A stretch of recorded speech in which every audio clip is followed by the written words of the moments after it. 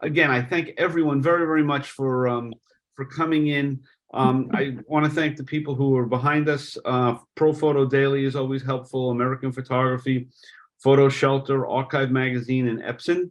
So I thank them. As I was saying before, this starts our 8th week of presentations, and this week's lineup is just phenomenal with Svet Jacqueline tonight, Heathcliff O'Malley, Darius Lova, Paula Bronstein, Wolfgang Sham, and Carol Guzzi on Friday. So we're really excited about doing that. I can't tell you how much I appreciate all of you coming in.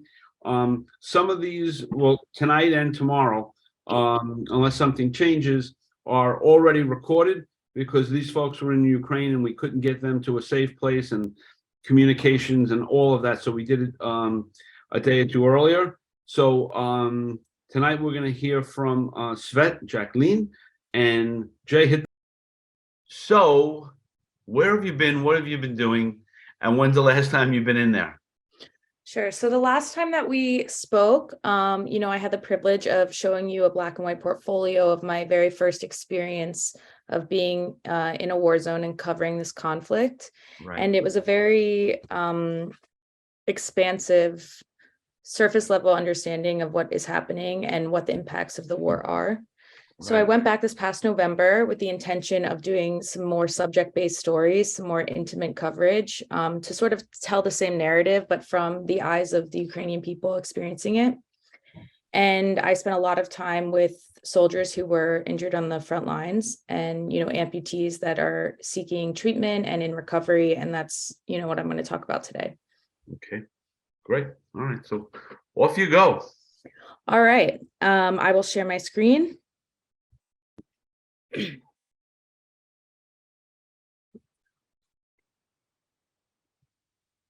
Wow. Okay. So there's an estimated 15,000 roughly Ukrainian soldiers currently injured from serving on the front lines. I think the number is much higher just based on what I've seen in these rehab facilities and the fact that fighting has increased in the East and these injuries are happening every single day. But the interest of this has sort of expanded the rehab centers that are, popping up in the West and making sure that soldiers have the resources they need to recover. This is a prosthetic center in Lviv. It is primarily there just to make prosthetics and help get fitted for prosthetics. It doesn't really serve for a lot of rehabilitation. It's where soldiers come and get their limbs. So there's a long process. It doesn't always work out the first time. You go, you try it on. It might be very uncomfortable. It's very hard to get accustomed to. So it requires multiple visits. And when you go there, I mean, like in that space, I mean, it looks like a showroom for any product that you would get. I mean, that's really amazing. I mean, and any idea how quickly the turnaround in getting these prosthetics? Well, it depends. So it does sort of present itself like a showroom in the way that they offer a variety of various, hands, arms, legs, feet, but it is very patient specific and based on what the patient needs and sort of the long-term recovery plan, it affects the time that it takes to get that prosthetic. And sometimes it can take much longer, especially if they have to do very custom work that requires, getting pieces from other places. And if there were cases where they would fit a soldier and then he'd come back 2 weeks later with a very different shape of the severed limb just because of how it has healed. And then they have to refit it from scratch. And that requires casting and molding and then building the prosthetic.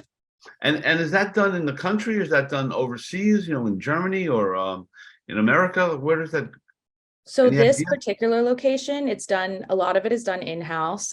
They don't really like journalists going back into their working rooms. I think it's just, very hazardous because there's so much going on. But There are a lot of affiliates overseas that are also contributing to this effort and, shipping limbs and trying to help from afar.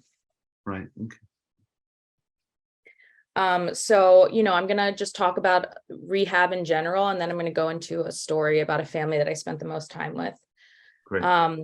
A lot of the soldiers, they do rehab on their own time.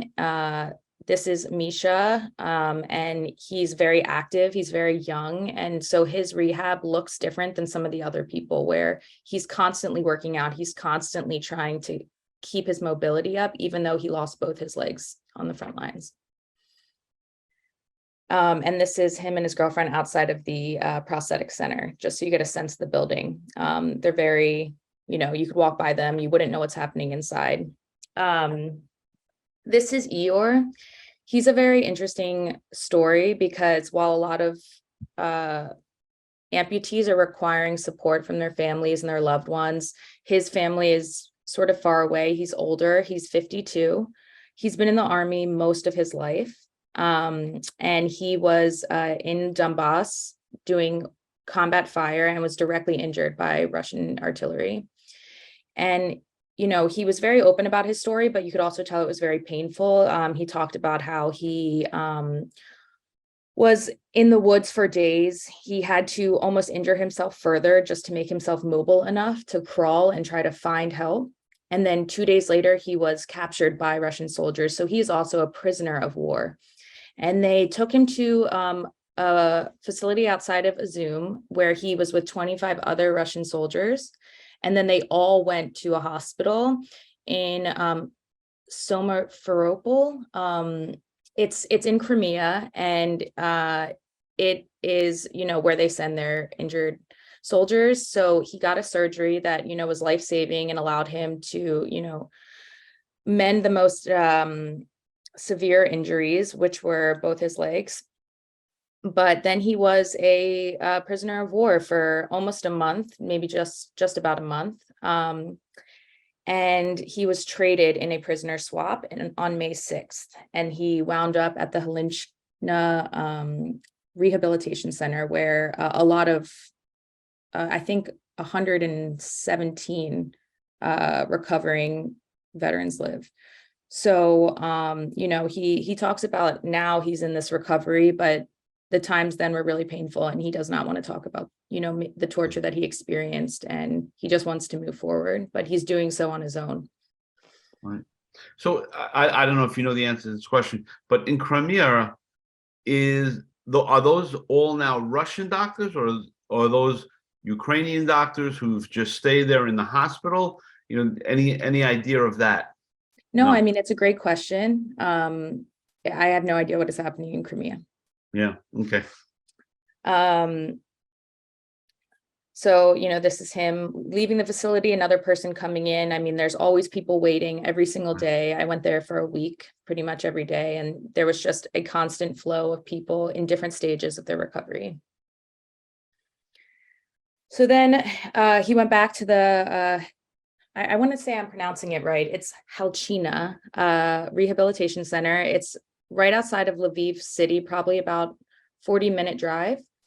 And this is where a majority of the veterans that I met are living. And it's kind of essential that they have this sort of transitional time, because it can be very psychologically damaging to go through this, as we know, and they need a lot of physical rehab. So this is sort of an all-inclusive center that is built to allow them to move around freely and live as independently as possible. They have elevators, they share rooms with other people who are, share their experiences, and then there are activities that, they can play and stay busy in between their treatments. And this is his room. He's just so sweet, and I'm going to say that probably about every person that I ended up working with, because they really were such kind people, and they seem so soft compared to what their experiences had been. Yeah. This is the long walk into the cafeteria. There's just always people coming through. There's even bars here, so if you're feeling strong enough halfway through and you want to do a little rehab, you can. This is an image of a soldier who just arrived for the first day. And, I don't know if it's the best photograph, but what I really love about it is his face. You sort of see the uncertainty and almost, How did I the end up here? yeah, how unsure you are about your next steps. You've been to the war, you've had the surgeries, and now you're here at this place. You don't know how long you're going to be here, or what that's going to look like. And you see that expression change as soldiers are there for longer. Some of them are there for weeks, some of them are there for months, and some of them are there for years. This is one soldier playing with a drone because he wants to be useful when he's done. He wants to be able to contribute to the Ukrainian war effort, even if he's injured. So he's been training himself on using drones in his hospital room. Great shot. A lot of them are visited by their families. And, it's sort of the best parts of their day when their families can come and see them and they can spend time with them, even if it's in a limited capacity.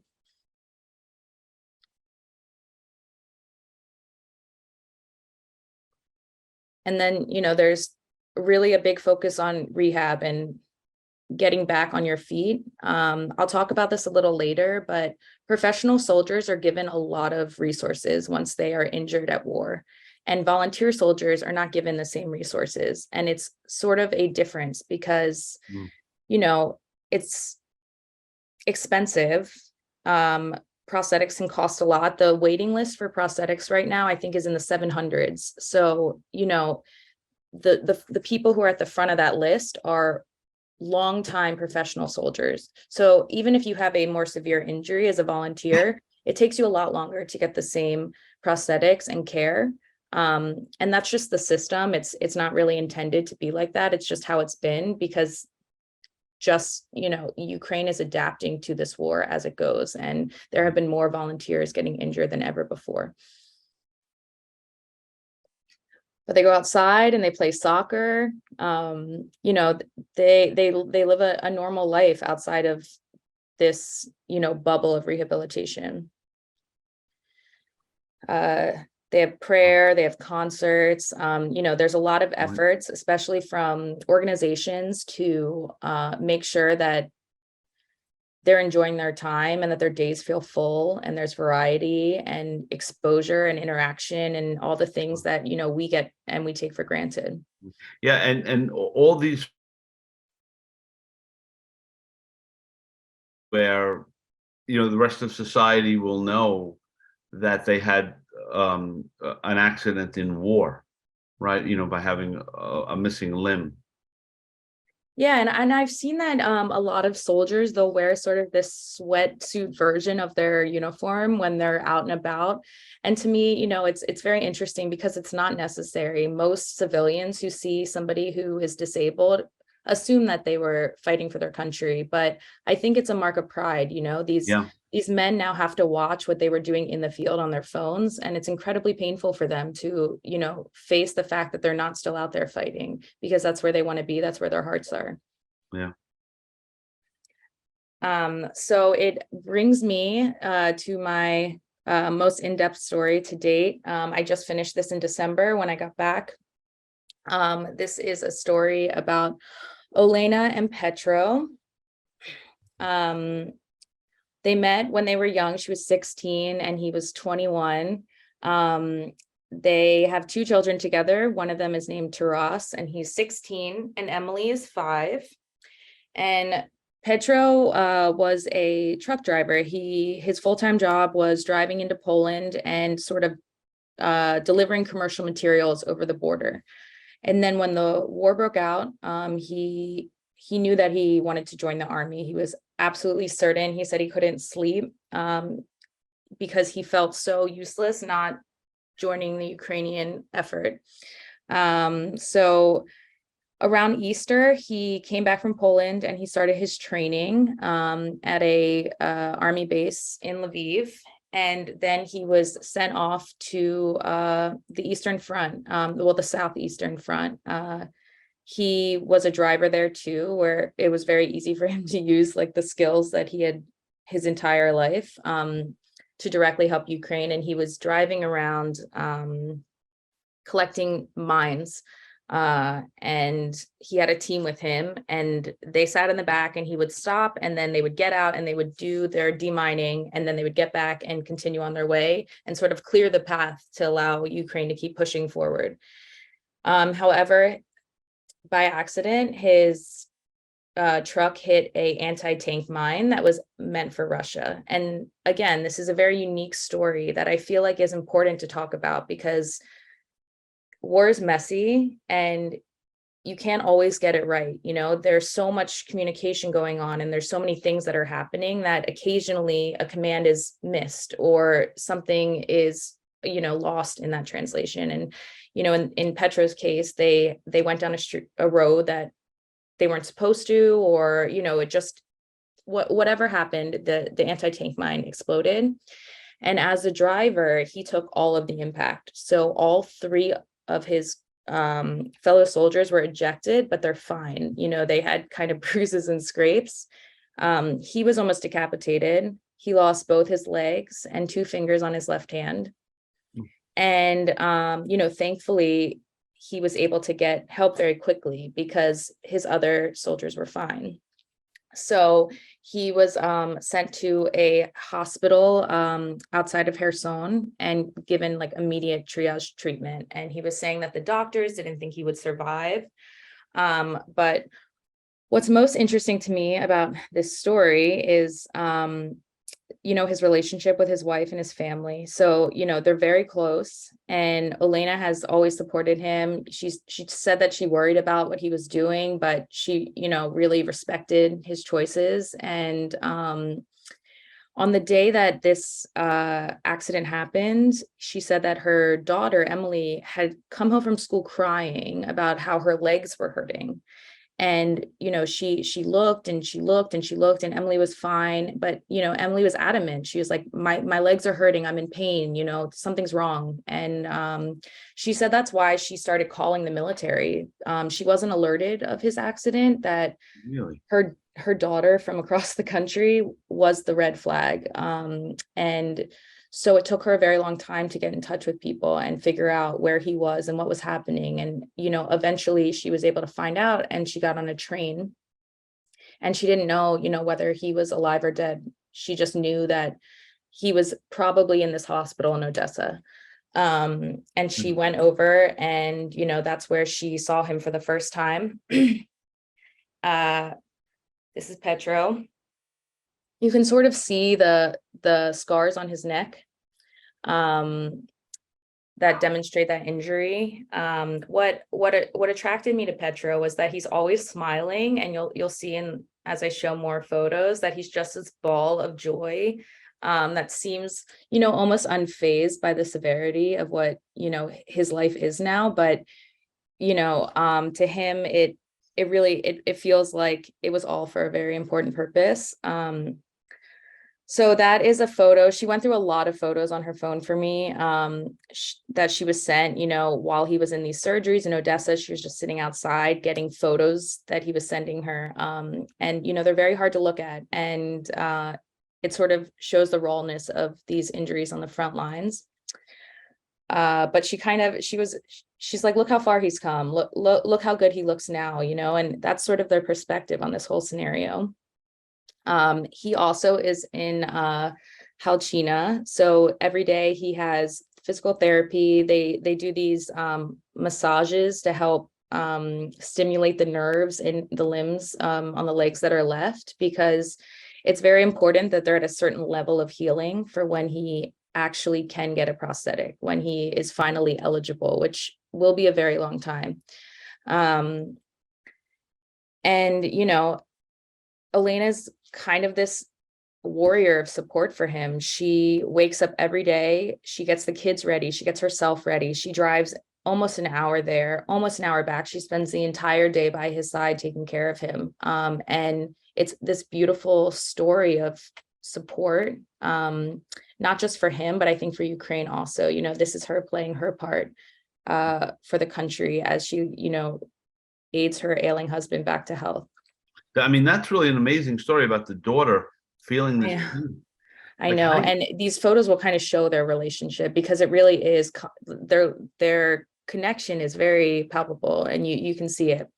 So this is Emily, and this is Taras. Taras does not like to be photographed. So, sometimes he was very open to me being there with a camera, but And how generally long are you with them? I was with them for a few days before I left for Kherson, and I did the initial interaction, and then Kherson was liberated. So I went to do some breaking news, and then I came back to them, and I was with them for a week and a half, almost 2 weeks, Wow. Wow. on and off. There was a point where I was staying in their home. I was sleeping on the floor of Emily's bedroom, just so I could spend as much time with them as possible. And they were so open to having me there, that it really felt like I was part of the family. And I wanted to do their story justice by, not wasting time and commuting or staying far away and missing moments. And how was that for you? I mean, like, do you take a step back, now or at the moment, like you're laying down on that floor and you're looking up at the ceiling? What is that like? Her room is like every childhood's dream. It's small, but it's pink, and there's little dolls everywhere, and it's a bit surreal as an adult.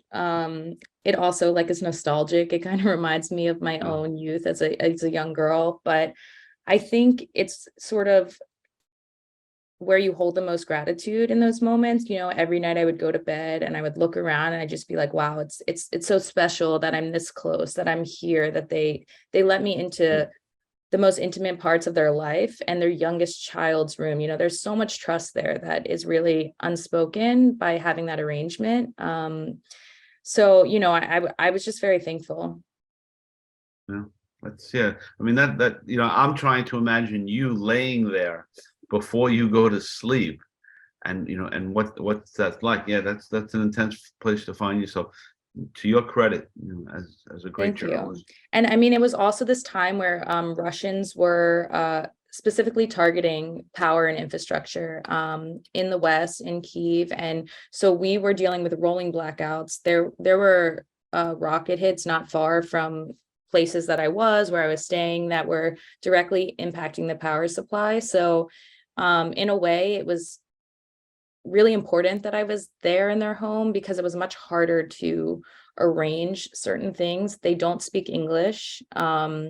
So when I first met them, I had a translator to really get their story, to do a very, very intense and thorough interview to understand, the details of their experience. But then after, I was on my own. So, that's where being very assertive and listening and learning the language can be very helpful. And I've made that my mission this year, to try to learn as much Ukrainian as possible to tell these stories. But Google Translate is also very helpful.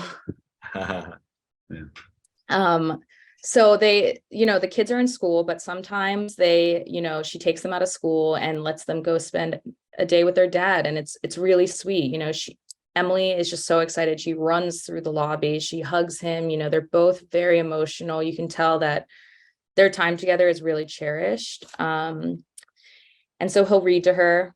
They'll sit on his bed for hours, just reading these books, coloring. You don't have to do a lot of things. You just have to be with kids. And that's what I really love about them. But in a way, it's sort of, his injuries don't change these interactions. Nothing's different for him. And for her, right? I mean, Well, for her, it is mom. a little different, Yeah. because, he leaves, he goes and he has these treatments, and she just sits in his room and waits for him. And Taras is there too. He's on the bed. He's not pictured, but, a lot of their time is completely structured around his recovery. And I think that their lives have changed exponentially. And I think that the responsibilities that they hold are different, because they have to grow up a little bit. They are taking care of a parent, or helping taking care of a parent in a way that they weren't necessarily before. Yeah, it just like when I that photograph you have of them hugging each other, that's a dad and his daughter, or a dad and his son, or the kids are just that way. They just, it's just such a natural thing. Beautiful. Yeah, and it's so nice to be in the room for these moments, like you really do feel it. I mean, he's having lunch. She loves her dad, and I also He's love my really an dad, so angel, I huh? totally get where it comes from, right? But Yeah. It's very special, because I think that the love that she gives him means more than it ever has before. That's medicine. I mean, that is absolutely medicine to the spirit.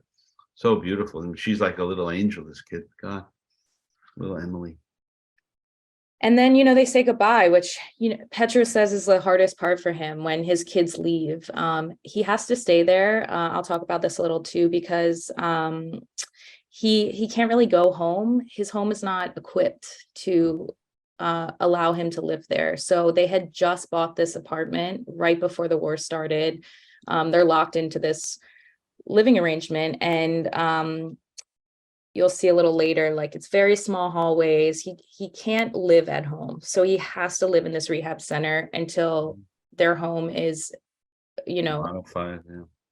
re-renovated, or something that allows him to exist there. So he watches them leave every day through the window. Sometimes he falls asleep, but I think it's important to show these sort of vignetted moments that are through the eyes of our subjects, right? Yeah. Oh. Then she comes back every day. She is there. She does not miss a day. It is incredible, her commitment. This is just them interacting with some other patients. Sometimes she'll show up. She has like an appointment in the morning, so she'll drive the hour just so that they can have lunch together. And it's really special. You can tell that every moment that she has with him is valuable to her, and nothing is more important. Yeah. And that's just his like little goofy smile that I love so much. So he does need constant care. Even though he still, has his head, there were a lot of damages due to the near decapitation. So he doesn't have great vision. He doesn't have great hearing. She is always administering drops. I think it's 3 times a day that they have to do this. And it's a little bit painful. He shares his space in the rehab center with 3 other veterans. So there's not a lot of privacy, but I kind of think they like it better that way. It can get very lonely, I'm sure, even with all the attention that he does get. And I had the pleasure of accompanying him on his first time home. So since all of this happened, he had not been to his home. And he was going home for the weekend. They were going to sort of test it to see whether, it was possible for him to do short stays, or, just be in the environment that, feels most comfortable to him. And look how How long exciting was he it is. away? How long was he away from his home? So he left on April 25th, and we went on around November 25th. So it was that many months. 6, 7 months. Yeah. Yeah, six, 7, yeah. So he's so excited. He just like rolls down. It was great, and then you sort of see why it's such a problem. This is Elena. She is literally standing outside in the sleet, snow, asking strangers to help carry his chair into their apartment. So that they do live on a first floor, but there's stairway up into that landing, and she can't carry him up there by herself. So she is just looking around for anyone who will help. Luckily, Ukrainians are incredibly nice, and it didn't take long, but it also was just the second we arrived, you were like, wow, there are issues. I understand there are issues. That may be Mount Everest, right? Those few steps. Yeah, and it's not just that she needs help taking him into the house, it's that once he's there, he can't leave. He is stuck there because of this lack of mobility in and out. And I think that as this war continues, that it'll be a consideration of most public places, if they're not already handicap friendly, to be more handicap friendly. It's just going to become more common of an issue. Right. That's going to be like a nationwide wave, right, of modifying all these homes for soldiers. Yeah, or even just civilians who are injured from shrapnel. Yeah. It really, it's coming from all sides. Right. So, that night she was very excited. She invited some friends over. They had a dinner, a little party sort of to celebrate him coming home. There was a lot of food, A lot of but schnapps. what'd you say? Schnapps there. I see the It's vodka. yeah. Yeah, yeah. All the power to them. Yes. But the first thing that Petro did when his friends arrived was get his papers from the Ukrainian army. He wanted to show off that he was recognized for his service. I think to him, this is still so close to his heart. And even though he doesn't need to show them this, to him, it's something that he can hold that, Mm. tells him why he's in this situation and, what he was fighting for. And then at night, Elena takes care of him again, of course. He can only go into the kitchen and the bedroom. He can't go into the bathroom. He can't go into the children's rooms. He can't go into their sort of workspace room. The hallways are too narrow, and it's really hard for him, especially when it comes to, privacy in a bathroom, something so basic. He can't do without help, and he has to do it in the place that he sleeps or eats. And it's, I feel for them. They're really figuring out how they're going to manage this situation moving forward for a long-term homestay. And in the morning, she like surprises him in bed with breakfast. It's just these really sweet moments that her heart and mind is always on Petro, and she's just constantly trying to be a great wife to him. And I felt really lucky that they let me stay and capture these moments. I think they tell the story better than any other photograph. Yes. So after that, Petra he took a nap that day. So she and I went on a walk, and we went through this forest. It's sort of like a small national park in comparison. It's very large, but for the US, it's very small. She likes to go and walk there. She says it's the only time she can think, clear her head, and that this was the spot she was standing when she was on the phone with sort of the like head of his army service. This is where she found out really about Petro, and that this spot always reminds her of that time. And does she speak any English or little English? A little, she Yeah. probably speaks about as much English as I do Ukrainian. So there was definitely a heavy reliance on translation app. Okay. Oh, the app. But I'm always a big supporter of the fact that people can communicate without language. And she is so curious. She's always listening. She's very expressive. And I think I'm the same way. So there were a lot of times where we didn't need to translate necessarily. We spoke in our tongues, and it was clear to us what we were saying. And we could hold a conversation. So we continued through their small town, and this is a bottle collection statue that people put in their plastic bottle caps, and they're then recycled to make prosthetics for soldiers. And Wow. I try to follow up and see exactly what facilities, how does this plastic get recreated. It wasn't so easy. I don't know if it goes directly to prosthetics for soldiers, but it goes toward soldiers getting prosthetics in some way or another. This plastic is recycled, and it makes the civilians living here feel so great that they can help. Not to mention that it helps the environment, of course. Yeah. So the next day we went to Elena's parents' house, which was very cool because it's a new environment. It's also a very long drive. She spends so much time in the car, but she thinks it's important to get the family together as much as possible. However, Petro cannot go into the house. So she goes in with the kids. This is her father in the back getting out his wheelchair just so he can clean it again. He wants to feel useful. He wants to do something to help, but the house cannot function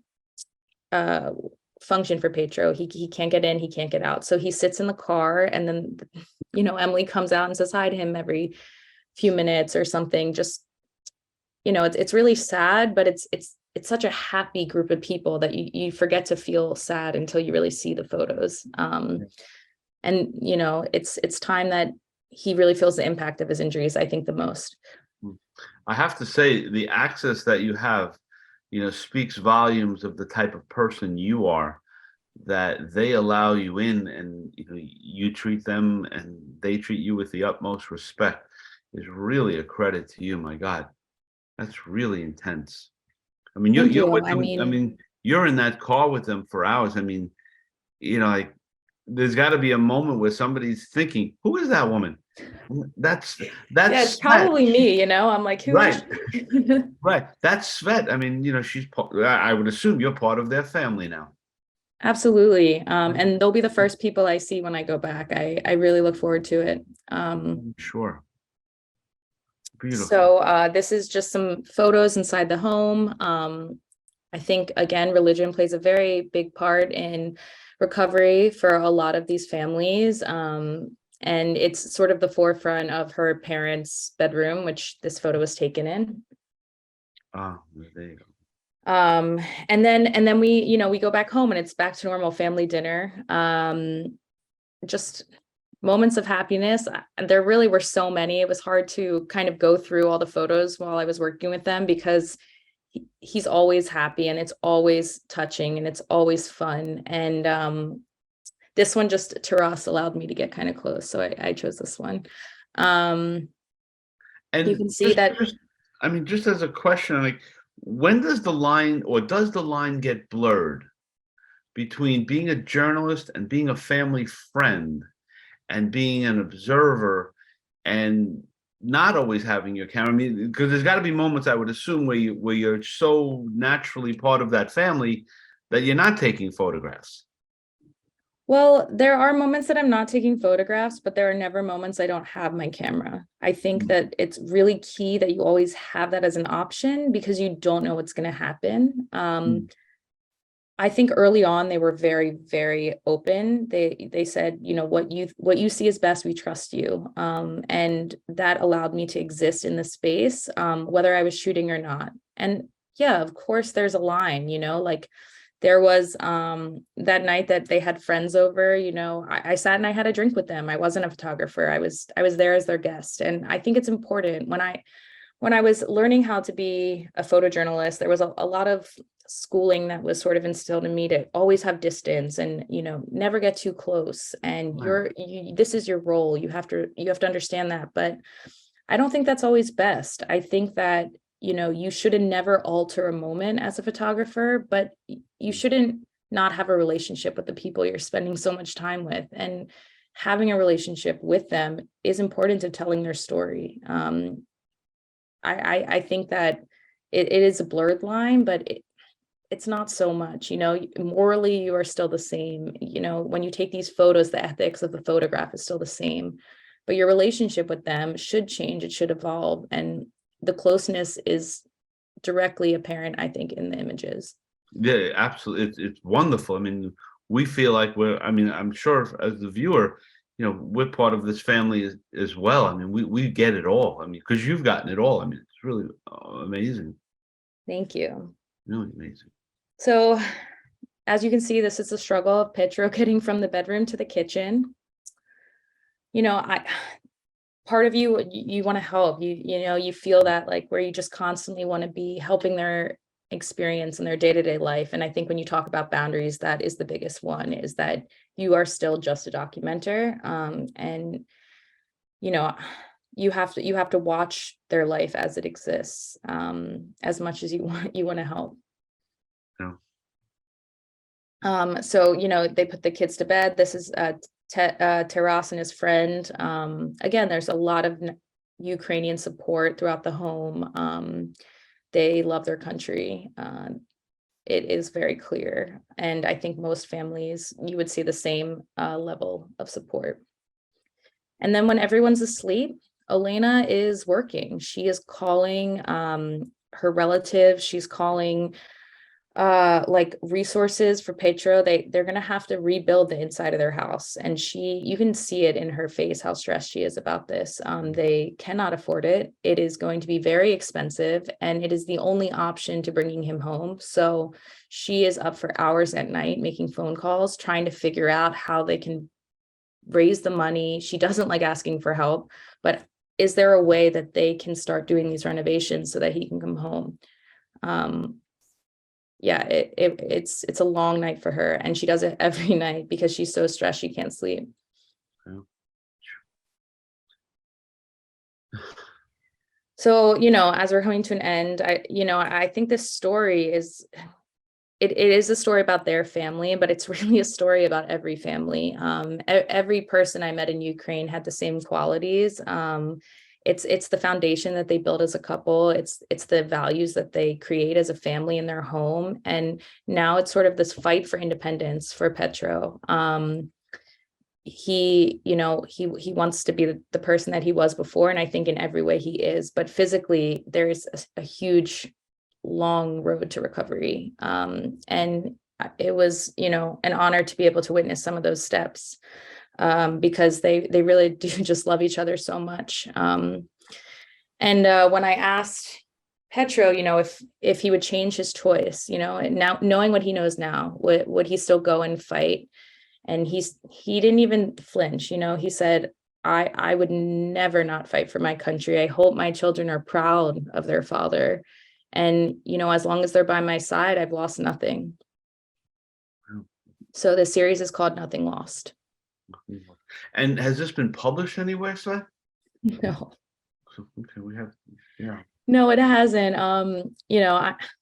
I'm really learning what it means to pitch, how to get stories out there. Right. I want to go back and keep covering their story as they try to rebuild this home and get everyone onto a normal daily life. I want to see this recovery through. So to me, it wasn't urgent, but of course I would love it to have visibility, if for nothing else, so that Elena and Petro can be heard through this experience. Yeah, well, certainly, you'll have this recording, and maybe sending out this recording, because maybe that'll help, get someone motivated to publish it. Yeah, that would be great. Ultimately, what I want to do as a photographer is not just capture, but to, help to make the world better. And, I hope people who hear this story not only keep their eyes on what's happening in Ukraine, because it's so easy to put in the back of your head now, but also, to make active efforts to help people like Petro and, do what they can to see that it's a never ending story. Right. Yeah, and that's the other thing, if you need this sooner than it's going to be on, in the middle of February, just let us know. We'll give it to you so you can send it to anyone that you feel is important to see it. So how are Wow, you? thank you. Yeah, I mean that Jay will have it, in 2 days, I'm sure. How are you? I mean, how are you doing? I mean, from when we started to here you are, you're a seasoned, leathered skin photojournalist. I mean, how is it for you to live through these experiences? What do you do for your own therapy? I mean, I know maybe some psychologists would disagree, but in a way, this is really therapeutic. Some people need to step away from their work to have a break, but I exist with these stories. They give me everything I feel like I need. And I feel like it's a privilege that I can walk away, that I get to go home to my own family. And I definitely take those moments to heart. But I always miss being with people like Elena and Petro. And it is therapeutic to Yeah, also, you feel like maybe you're helping too, or at well, you least are. Yeah. you're taking what they're telling you and telling other people. Like, that can be very therapeutic. Sharing these stories like I am now, that is therapy to me. Great. So what's in the horizon for you? When do you go back? So I am gonna go back in about February 10th, I think, 10th or 12th, around that time. And we're, unbelievably 1 year into this war, since the invasion on February 24th. So I think that there will be a renewed interest in Ukraine, not that there isn't already, but stories like these have a new platform. I want to keep working and finding these 1 year reflective type narratives to share and tell. And I definitely want to focus on the children's experience. It's what I focused on in the book that came out. It's what a majority of my work is sort of based in. And I think that there are a lot of children who are experiencing this exact same issue of transition and recovery and sort of an aftermath of identity sculpting that I want to dive into while I'm there. Yeah, and I know you have a GoFundMe page, right? Weren't you aren't you trying to raise money? Well, Yeah, and I what you'll send me the link and Jay will put it in the chat room when we present. yeah, So tell us about it. I appreciate that. I mean, I never actually made a GoFundMe. My PPE, which is my ballistic gear, was taken unfortunately in my travels last trip. And so, when I got back, I was trying to figure out how I was going to afford to be able to protect myself when I return. So explain the PPE. Yeah, sure. It's sort of it's a helmet and a vest. It's military grade that sort of allows journalists to go into the most dangerous parts of the war with a relative safety. And it's sort of, we're dependent on it in our coverage. Okay. So you'll be able to give us a link where people can make a donation towards that. Yeah, I'll set that up. I mean, I'm not Great. good, just like Elena, I'm not good at asking for money. I'm not good at asking for help. And ultimately, I would love to be in a position where I could just raise money for helping them. So I do need to go back and it is required. So I'll send you something and I Yeah, appreciate it. send me, because if you're not going to do it, then we'll do it for you. That might be what happens, but I'll look into it based on this conversation. Okay, great. Thank you. Well, Yeah. well, I can't tell you how much we appreciate, you coming again and doing it. And, unfortunately, I think you're going to have to come back again with more of your stories because this war doesn't look like it's ending, unfortunately, anytime soon. But I cannot tell you how much I really appreciate it, and Jay appreciates you coming in and sharing. I mean, this imagery is just phenomenal that you got this kind of, access, and people trust you and respect you, and what you're doing with such dignity is a credit to you as a journalist. So you should be very, very proud of yourself. It's so nice. I mean, so compelling imagery.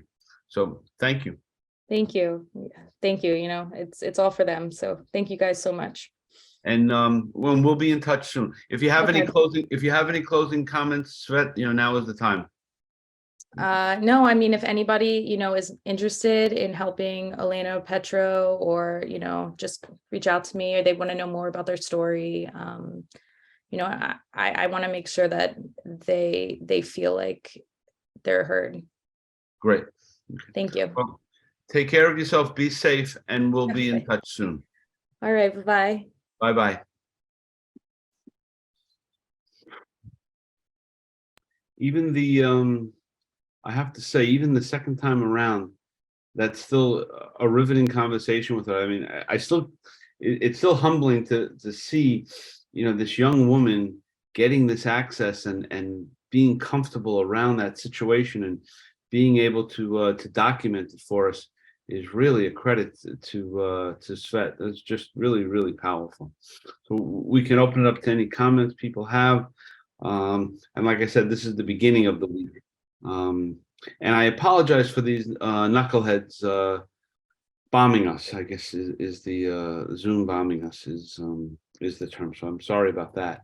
But yeah, if anyone wants to make any comments, great. If not, we'll be around tomorrow. Jay, is everyone unmuted? Or can you unmute everybody?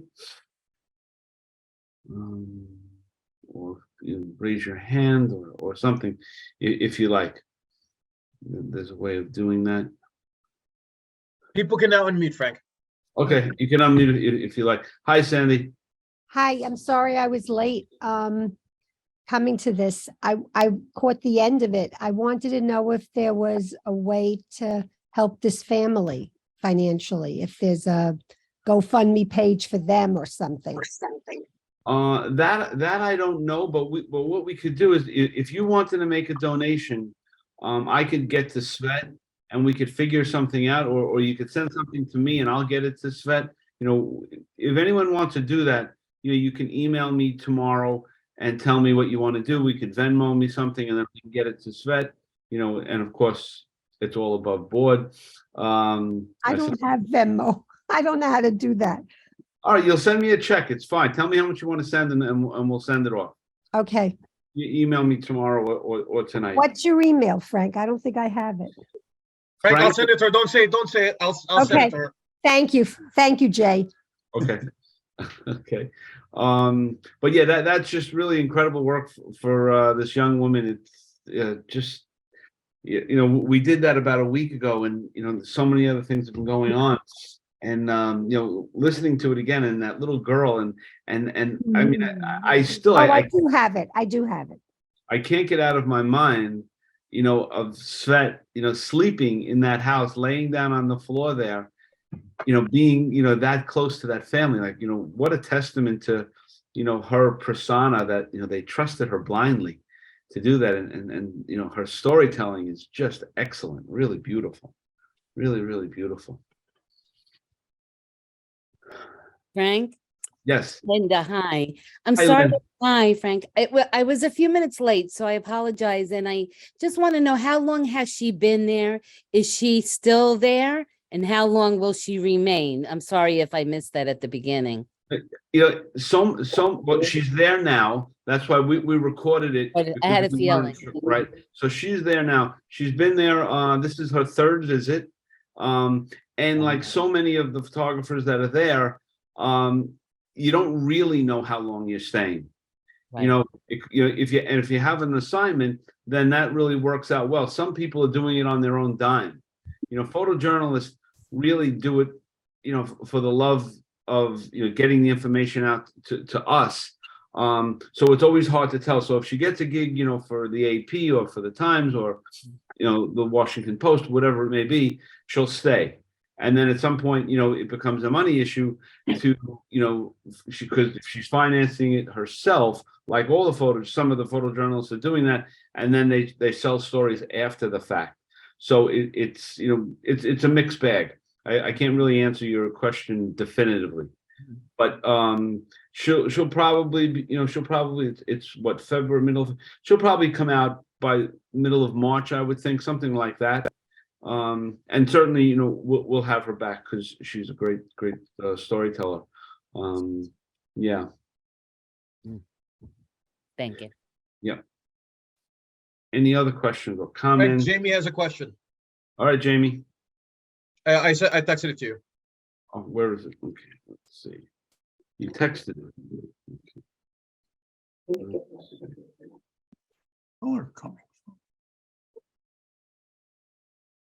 If I'm self-funded, Yes. right? Yeah, I am. I have to tell you, Jamie, I've been, repping photographers for about 30 years, more or less.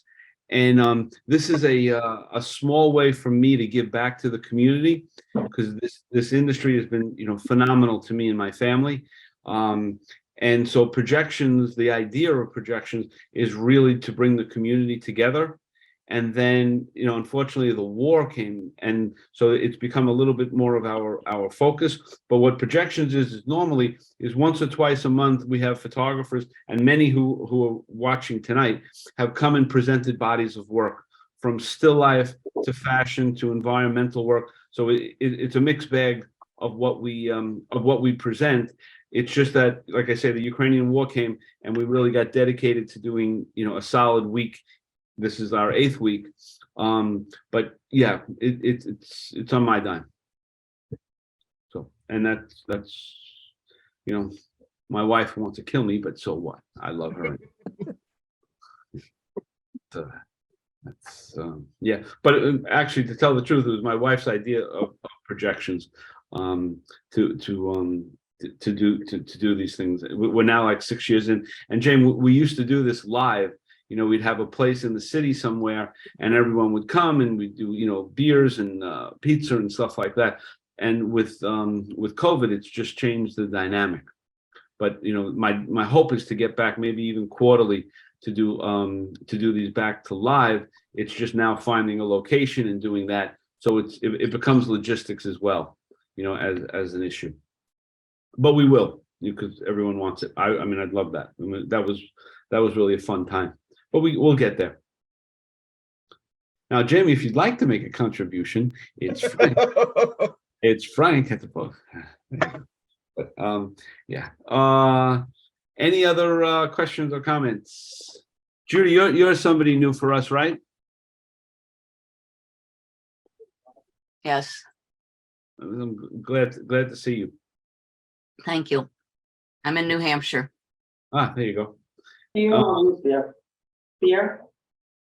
One thing everyone could do, the people that are on that haven't subscribed to the YouTube channel, that would be a great help, because we're trying to boost that. So that's, if you go to YouTube Projections NYC, you could subscribe and you could see there's now over 30 of these presentations on Ukraine.